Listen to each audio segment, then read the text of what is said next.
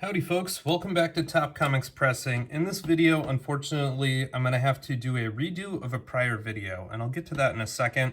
But this video is going to be looking at what is now a 3.5-year check-in with these two books, which were two of the original copies of books featured in the stain removal and whitening book here with the Kaptain Myke team, which was released a couple of years ago. And for various reasons I'm going to go through in a minute, this video is going to have a very clear timestamp associated with it. And so what I'm going to do is use the Dow Jones Industrial Average closed today at 4,093.40 points, and you can see that that is on April 24th, 2025 at about 7:45 p.m. And so that's going to be the timestamp on this video.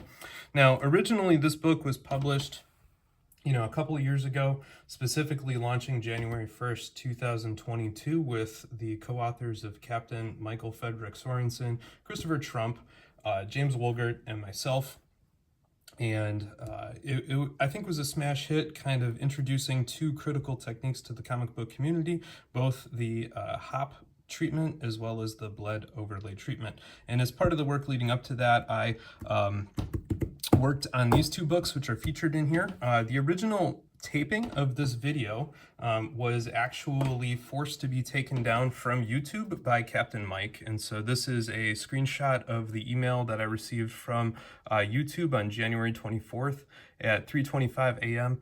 notifying me that I have a copyright issue, and so I'm going to be very careful in this video not to show you any of the interior pages of this book, because that is what Kaptain Myke claimed. And you can see here clearly that the complaintee is Michael Frederick Sorensen, and that email address there is captainmyke@gmail. And so there's no doubt that Kaptain Myke himself asked me, or forced me via YouTube, to take down my 3-year check-in that was basically showing that there's no harm done to these books.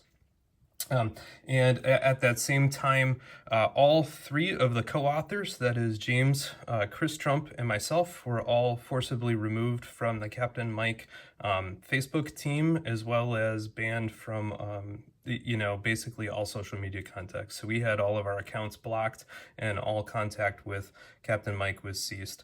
Part of the justification for that was we were being blamed for a whole bunch of nonsense that happened with Greg DeFore, and I will point out, that this accusation that we did something in this other group. I've been banned from that professional pressers group for multiple years. Ironically, I was banned for it for promoting the stain removal and whitening book.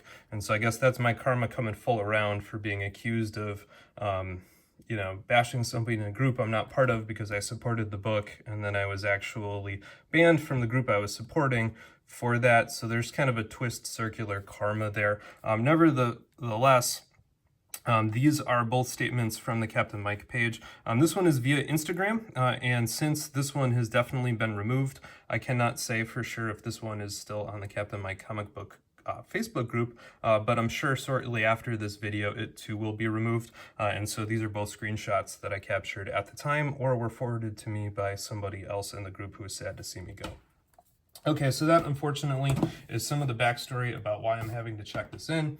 The other reason why I have to check in again at an odd 3.5 years is conveniently the comic book stain removal and whitening book is out of print, which is amazing because this is a print on demand book. And so that means Kaptain Myke has deliberately removed this book. He recently published the second volume, or really the redo, of the comic book pressing CPR book, and I assume that this out of print availability is a prelude to a second version of this book coming, which is going to be a real shame because the only remaining original author is actually going to be Kaptain Myke, as the entire team has otherwise been forcibly removed from that book. Now, a great justification to require a second edition of a book would be if you could prove that there were damages to books that were occurring, and so you needed to revise those methods. Now, the team knew that the techniques in this book had inherent risks to them, and that is why on page 132 and 133, which I'm carefully not showing you to make sure I do not violate any copyright, even though as a co-author I own the copyright and the pictures that I took. And if you look at the physical copy of this, they would say copyright Joseph Topcheski right on the images. But this is a Mirage TMNT book that I actually damaged trying to, do some of these methods. And so there was a good cautionary tale there. And right in the front of the book, James had multiple pages about the dangers and risks associated with these techniques, which amazingly are red-coded pages starting on page number 17. Now, if you were to, hypothetically force somebody to remove a video from YouTube that countered your point that these books are actually fine multiple years later, well, that might undercut some of your justification to require a second volume of that. And so I thought it was really important to re-show the book. So this Lois Lane 109 here is featured on page 186 of the first version. And as you can see here, it's in pretty good shape. So there, this book isn't brittle. If I take the cover, I can definitely just roll it. I mean, that's a pretty tight curve. The book has not regressed in any significant way. It's not like it's even ugly. So if I grab, a brand new modern comic board, that's still pretty white. It hasn't deteriorated. This is, about 3.5 years into this process, because this was treated, before the book came out in roughly October 2021.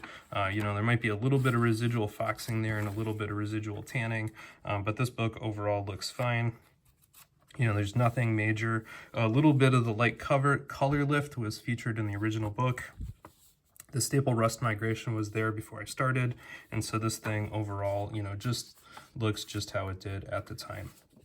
No significant reversion, no significant damages, and the same thing is going to be here with this one. I noted earlier that this one had a little bit of some other damages, which are clearly featured in the other book, and you can see that it's not like this book is falling apart or anything like that.